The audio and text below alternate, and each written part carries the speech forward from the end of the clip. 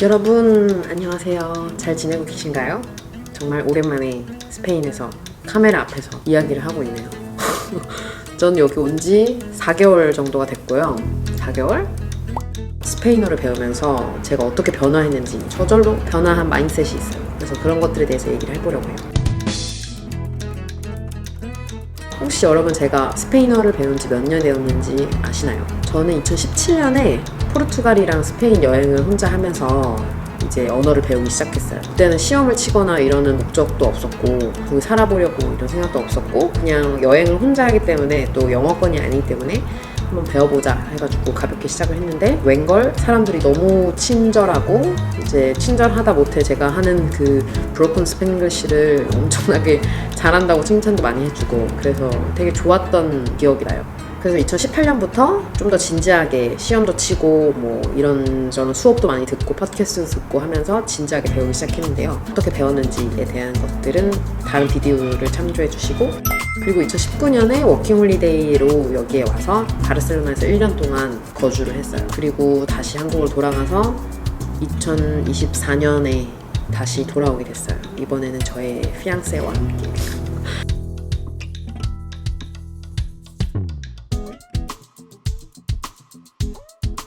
그래서 이번에 온 거는 다시 돌아간 일정 없이 여기에 계속 머물면서 살 생각을 하고 왔습니다.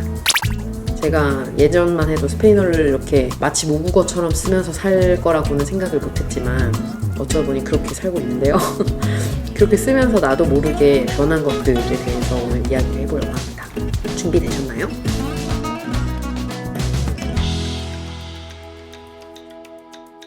첫 번째로는 감정을 오래 묵히지 않는 거에 대해서 얘기를 해보려고 해요. 여기 있는 사람들은 정말 감정을 쉽게 바꾸는 것 같아요. 사실 말하는 것도 정말 빨라서 저는 못 알아듣는 경우가 정말 많은데 감정을 오래 묵히지 않는 거에 대한 좋은 예시는 여기서 사람들이 정말 많이 하는 얘기가 No pasa nada 이 얘기를 정말 많이 해요. 제일 기억에 남았던 그 이야기를 들었던 때가 2019년에 처음 왔을 때 1년 동안 살면서 이사를 2번을 했어요. 그러니까 3개의 집에서 살았어요. 왜 3개의 집에서 살았냐면 한 번은 이제 아르헨티나 가족들이 있어가지고 가족들이 너무 이야기를 많이 하는 거예요. 그래서 그거를 조용히 해달라고 얘기를 했다가 제가 집에서 쫓겨났고 뭐 이게 한 가지 이야기인데 그때도 이제 다른 친구들이 저한테 아이 집 없어도 괜찮아 No pasa nada 이렇게 얘기를 하는 거예요. 근데 저한테는 막 이게 너무 큰 시련이었어요. 혼자 여기 살고 있는데 그렇잖아요. 외국에서 아무도 없이는 아니지만 어쨌든 친구들이 있지만 그 사람들 집에 가서 살 수도 없고 제가 집에서 쫓겨났을 때 마치 이 사람들이 너를 안 받아주면 내가 받아줄 테니까 No pasa nada 아무것도 아니야 이렇게 얘기를 하는데 정말 눈물이 나려고 하더라고요. 그거 말고도 그때 1년 동안 다 워킹홀리데이를 정말 재밌게 보내고 끝났을 때 그때도 뭔가 너무 막막해서 어떻게 해야 되지? 이 워킹홀리데이 비자는 1년밖에 안 되는데 연장을 할 수도 없고 어떻게 해야 되지 했을 때도 친구들이 No pasa nada 그냥 한국으로 돌아가서 좀 보던가 아니면 여기에서 그냥 불법으로 눌러 살아 이렇게 얘기를 하기도 하고 그들에게서는 큰 문제는 아니었는데 제가 그때 정말 무겁게 생각을 하면서 저는 정말 무겁게 생각을 많이 하는 것 같아요. 생각도 많고 또 이거를 되게 아무렇지 않게 넘기는 게 힘들었던 사람이었어요. 지금도 뭐 몇 가지는 그렇지만 그때 그 말이 정말 큰 위로가 됐던 것 같아요. 저같이 이렇게 생각을 많이 하는 무거운 사람들한테는 그게 아마 위로가 되실 거예요. 여기에서 그 스페인어를 배우면. 예를 들어 또 한 가지 일화가 있는데 남자친구 가족의 이야기인데요. 저희가 차를 타고 한번 나들이를 간 적이 있어요. 남자친구랑 이제 남자친구 누나랑 아버지 시아버지랑 저희가 넷이서 차에 타고 있는데 누나가 강아지를 데리고 보조석에 탔어요. 근데 그 강아지가 조금 엄청 깨발랄한 애여가지고 자꾸 튀어오를 수 있는 상황이 예상이 되는 거죠. 그래서 아빠가 보조석에는 강아지를 데리고 타지 마라. 강아지를 데리고 탈 거면 뒤로 가던가 아니면 강아지만 따로 뭐 캐리어에 넣어서 딴 데다 놓던가 이렇게 얘기를 한 거죠. 근데 누나가 강아지는 나의 딸과 같은 존재다, 자식과 같은 존재다. 그래서 그렇게 할 수 없어 하면서 내 차니까 내 마음대로 해야지. 아니야 이거 내 딸이랑 마찬가지야. 막 이러면서 막 갈등이 엄청나게 소리를 지르고 싸우기 시작하는 거예요. 저는 아직 이 가족을 완벽하게 모르는 상태에서 이런 게 다 일어나는 거죠. 그래서 저는 되게 긴장을 하면서 근데 우리 나들이 가기로 했는데 망했다. 그냥 싸워서 오늘은 그냥 분위기가 다 이렇겠구나 생각을 했는데 어느 순간 갑자기 아버지가 양보를 하시더니 그래 그냥 보조석에 앉되 강아지를 잘 잡고 있어 이렇게 얘기를 하더니 그 이후로 그냥 1분이 지났나? 갑자기 음악을 틀고 춤을 추기 시작하는 거예요. 그러더니 갑자기 나들이 분위기로 다 바뀌었어. 저만 되게 걱정하고 나머지는 막 춤을 추고 노래를 따라 부르고 이러고 있는 거예요. 그래서 저는 그 순간 이게 무슨 일이지 갑자기? 그래서 되게 혼란스러웠던 기억이 나요. 너무 문화 충격이 와서 나만 지금 따라가지 못한 게 있나 이렇게 생각을 해서 남자친구한테 물어봤더니 너는 어쩜 이렇게 감정을 빨리 바꿔? 왜냐면 저는 그게 되게 가벼운 사람이라는 생각도 들었거든요, 처음에는. 이렇게 물어봤더니 남자친구가 이게 가족이기 때문에 감정을 바꾸는 게 어렵지만 바꾼다. 왜냐면 오늘 하루 종일 이렇게 보낼 수 없으니까. 그렇게 얘기하는데 뭔가 머리를 한 대 맞은 느낌이었어요. 저는 누구랑 싸우고 정말 한 번의 갈등으로 인해서 사실 따지고 보면 아무것도 아닌 일이었는데 그 갈등으로 인해서 몇 달 동안 이야기를 안 하고 뭐 이런 적이 있거든요. 사실은 이게 남보다 더 가까운 가족인데 이게 뭐라고 그렇게 중요하지 않은 건데 그거 가지고 지금 몇 달 동안 우리의 인생을 허비하고 있다는 생각이 들면서 왜 나는 이렇게 못했을까 그런 생각을 한 거죠. 그래서 감정을 오래 묵히지 않으면서 뭔가 할 말을 하고 풀 거는 빨리 풀고 어차피 우리는 가족이고 어차피 잘 지내니까 하는 마음으로 이렇게 한 거예요. 그게 참 저는 놀랍기도 하고 존경스럽기도 하고 그런 생각이 들었어요. 두 번째는 완벽주의자가 아닌 낙천주의자가 되는 거예요. 저도 한국에서 30년을 살면서 정말 해외 경험이라고는 하나도 없었던 그런 사람이었는데 완벽주의자가 정말 많죠, 한국에서는.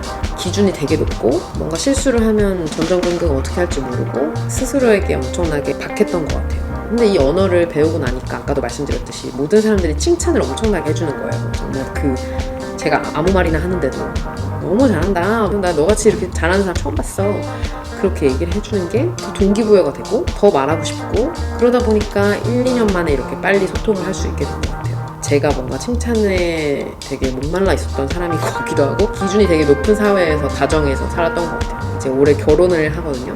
결혼을 하게 되니까 이제 교육에 대한 생각을 안 할 수가 없는데 정말 칭찬을 많이 해줘야겠다, 아이에게. 정말 최고의 동기부여인 것 같아요. 예를 들어 제가 클라리넷을 연주를 할 줄 알아요. 14살 때부터 배워가지고 이제 뭐 음악의 길을 걷겠다 이렇게 하면서 배운 건 아니지만 또 악기 연주를 한번 하면 좋을 것 같아서 그렇게 배우기 시작해서 14살에 배워서 제가 한 고등학교 때 저희 오빠가 결혼을 했어요. 그때 결혼식에서 축가로 클라리넷을 했거든요.